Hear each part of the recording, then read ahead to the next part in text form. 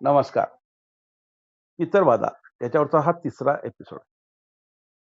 10-10 मिनिटाची आपण की नाही म्हणजे आपण पाठ करायला लावलोय. का करतोय? तर आपल्याला की नाही काही लोकांनी परत-परत बघावेत किंवा की नाही तिथनं यावेत या दृष्टिकोनातून हा करतोय. पितरांविषयी जर शंका घेतली असेल, पितरांना विरोध जर कोणी कुणी केला असेल, तर तो फक्त आणि फक्त हिंदूंनीच केलाय.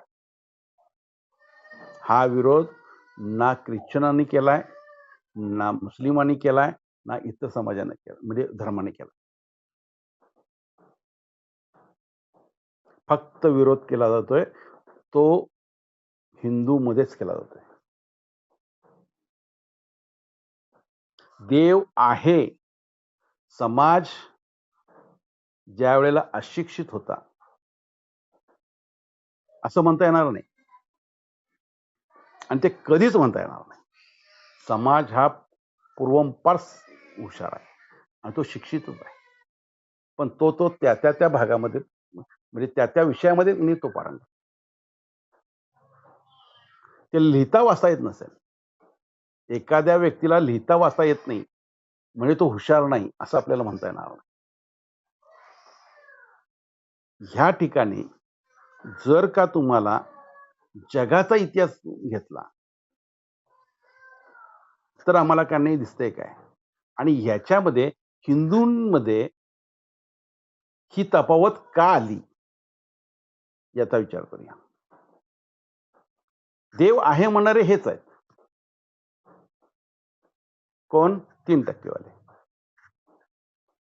त्यांनी शास्त्रज्ञ पुढे नेलं मान्य आहे. पण स्वतंत्रज्ञ काळाच्या पूर्वी एक 100 वर्ष देव आहे म्हणणारेही तेच आहेत आणि देव नाही म्हणणारेही तेच आहेत. आणि त्यांच्या मागं मेंढरासारखे पळणारी ही आपण बहुजन समाजाची माणसं आहे. या क्षेत्रामध्ये ज्योतिषशास्त्रामध्ये इतर समाजाची माणसं नव्हती, हे म्हणणं साफ चुकीचं आहे. इतर म्हणजे धर्माची सॉरी इतर 3% सोडून इतर सुद्धा माणसं आहेत. जंगम आहेत, उपाध्ये आहेत, इतर लोक आहेत. खूप लोक हे पंचांग बघत होते. पंचांग ज्यावेळेला प्रिंट आलं, त्यावेळेला त्याचा अभ्यास करणं आणि तो शास्त्रशुद्ध करणं हा भाग इथं आला. मग देव नाही म्हटलेत ना. मग देव नाही म्हणणारे आणि एक ग्रुप पडला आणि त्याच वेळेला देव आहे म्हणणारे एक ग्रुप पडला. आणि याच्यामध्ये भरडला गेला तो बहुजन समाज.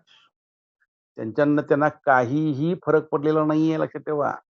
बहुजन समाज हा 3% ह्याचं अनुकरण करतोय आणि ही गोष्ट कधीपासून व्हायला लागली? 7,000 वर्षापासूनच व्हायला लागली. डॉक्टर वर्तक यांच्या म्हणण्यानुसार महाभारताचं युद्ध हे 5,300 वर्षापूर्वी, इसवी सन पूर्व 5,300 वर्ष म्हणजे आतापासून 7,300 वर्षापूर्वी झालेला आहे. आणि त्यावेळेपासून ह्या समाजावरती ह्या 3% लोकांचा प्रभाव वाढला. त्यांनी हे शास्त्र जोपासलं, बऱ्याच गोष्टी जोपासल्या, याच्याबद्दल आम्ही त्यांचे आभारी आहे. पण एक लक्षात घ्या सगळ्यांनी, हे व्यास किंवा हे सगळे ऋषी की हे किंवा लावलेले सगळे शोध लावलेले हे सगळी लोक ही कोणीही 3% मध्ये नाहीयेत. कोणीही नाहीयेत. ही पहिली गोष्ट साहेब.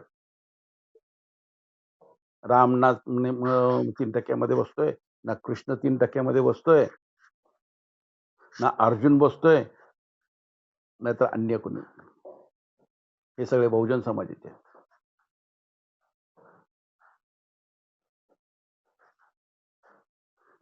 हे शास्त्र देखील तयार केलं कुणी? बहुजन समाजाच्या लोकांनी तयार केलं. महाभारताच्या युद्धानंतर हे काय झालं? संपलेलं शास्त्र किंवा संपलेला म्हणजे जो आपला झालेली समाजाची हानी युद्धामुळं, त्याच्यातनं त्यांनी राहिलेला हा 3% समाज आणि त्यांनी नंतर त्याने पुढे घेतलं. यातूनच मग काय झालं, महावीरने आपला धर्म स्थापन केला, बौद्धांनी स्थापन केला, नंतरच्या काळामध्ये बसवेश्वर महाराजांनी स्थापन केला. प्रश्न आपला राहतोय खरा कुठला, पितर आपण आहेत की नाही. या 100-150 वर्षापूर्वी जे देव नाहीत म्हणणारे आहेत, यांचा एक ग्रुप तयार झाला आणि त्याचा प्रचंड परिणाम 1990 साली झाला. अरविंद वझे नावाचे एक व्यक्ती होते. त्या व्यक्तीनं सगळ्यांना सांगितलं की पितरांचे फोटो पुजणे, घरामध्ये मेलेल्या व्यक्तीचा फोटो लावणे म्हणजे प्रचंड निगेटिव्हता येते. याच्यामुळं सगळ्यांनी भराभर देव काढून टाकले आणि आज तेच लोक पुन्हा देव घेऊन येत आहेत. ही रियालिटी आहे. त्यांनी सांगितलं, आम्ही ऐकलं. देव नाही म्हणून त्यांनी सांगितलं, आम्ही ऐकलं. पण रियालिटीचा विचार करणे आम्ही कुणीच केला नाही. जगामध्ये सगळ्यात मोठा धर्म ख्रिश्चन धर्म. त्यांच्यामध्ये पोटजाती कितीही असू देत, आपल्याला त्याचा विचार करायची गरज नाही. त्यानंतर आला मुस्लिम धर्म. त्याच्यामध्येही पोटजाती किती आहेत, त्यांच्याकडे काय आहे, त्याचाही विचार करायची आपल्याला गरज नाही. ह्या 2 धर्मामध्ये आपल्याला काय दिसतंय, तर मेल्यानंतर ज्या काही विधी आहेत, ह्या विधी सर्वसाधारण हिंदूंच्या विधीप्रमाणेच आहेत. म्हणजे दहन किंवा दफन हा जो प्रकार आहे, म्हणजे दहन फक्त हिंदूमध्ये आलं, दफन हे ख्रिश्चन आणि मुस्लिम या समाजामध्ये आलं. मग त्यांनी पित्रासाठी काय करतात, हा कोणाचा प्रश्न आला? हा प्रश्न आमच्या देव न मानणाऱ्यांचा प्रश्न आला, आजच्या बुजुर्ग ज्योतिषांचा प्रश्न आला.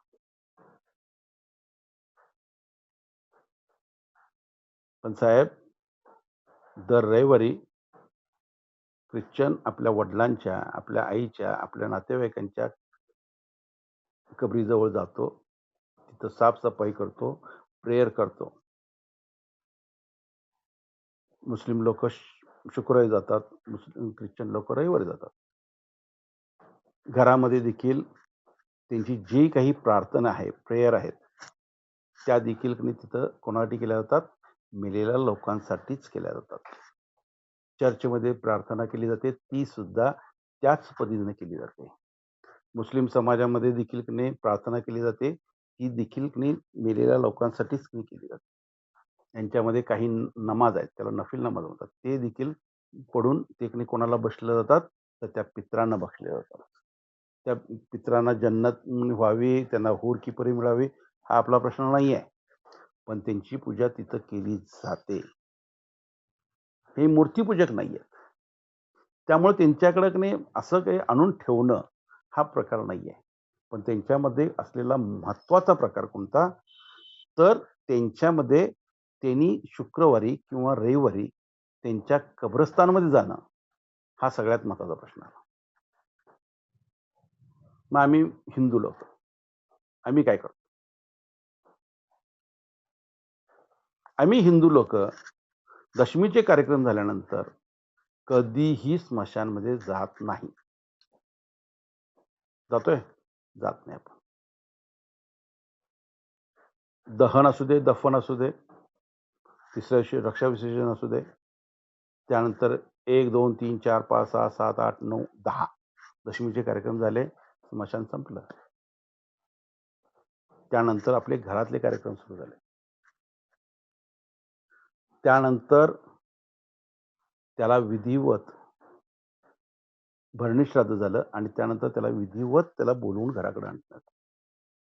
स्त्री असू दे, पुरुष असो, ब्रह्मचारी असू दे, निर्वंश असू दे, कुणी असू दे, मेलेल्या व्यक्तीला घरात बोलवून आणणं हा प्रकार झाला. आणि हे कधी केलं जातंय?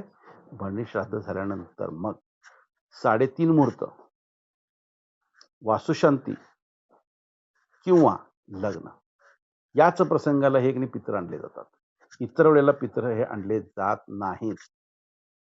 कुलदेव कुलदेवी आपण कुठल्याही वेळेला आणू शकतोय, शुभ दिवस बघून. पण पितरांना मात्र आपण या प्रसंगाशिवाय त्यांना घरामध्ये बोलवून आणू शकत नाही. बरेच प्रतारणे आपल्या मोडीत निघाले आणि वेगळ्याच प्रथा निघाल्या. आपण सोनाराच्या दुकानातनं आणतोय, शेजाऱ्याच्या दुकानातनं आणतोय, शेजारी आपल्या पाहुण्याच्या घरातनं आणतोय, कुणाच्या कुठल्यातरी देवळातनं आणतोय. असं नाहीये ते. पितरांचे टाक हे मारुतीच्या देवळातूनच आणले गेले पाहिजे. मारुती देऊळ म्हणजे काय?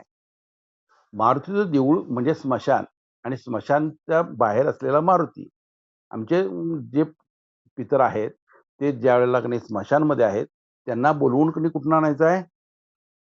त्या मारुतीच्या देवळात जायचं आहे, त्यांना आव्हान करायचं आहे आणि त्यांना आपण घरात आणून की नाही पूजा करायची. ही प्रोसेस आहे. ही माझी प्रोसेस नाहीये. ही हजारो वर्षापूर्वीची प्रोसेस आहे. ही प्रोसेस मोडीत कधी निघाली? ही प्रथा मोडीत कधी निघाली? तर ज्या वेळेला विभक्त कुटुंब झालं, विभक्त कुटुंब पद्धती आली, त्यावेळेला हे सगळं की नाही मोडीत निघालंय. म्हणून प्रत्येकाच्या घरामध्ये कुलदेव नाही, कुलदेवी नाही, पितर नाहीत. मग माझ्या काकांकडे आहे, माझ्या बाबाकडे आहे, माझ्या आज्जाकडे आहे, माझ्या दादाकडे आहे. ही नावं सांगितली जातात, ही केली जातात, हे उपयोगाचं नाही. हे तितकंच महत्वाचं आहे.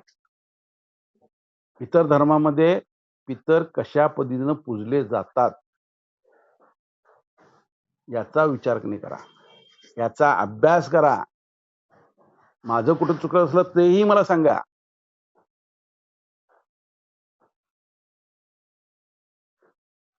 हिंदू काय करतोय तेही सांगा आणि मग पितर आहेत की नाही हे सांगा.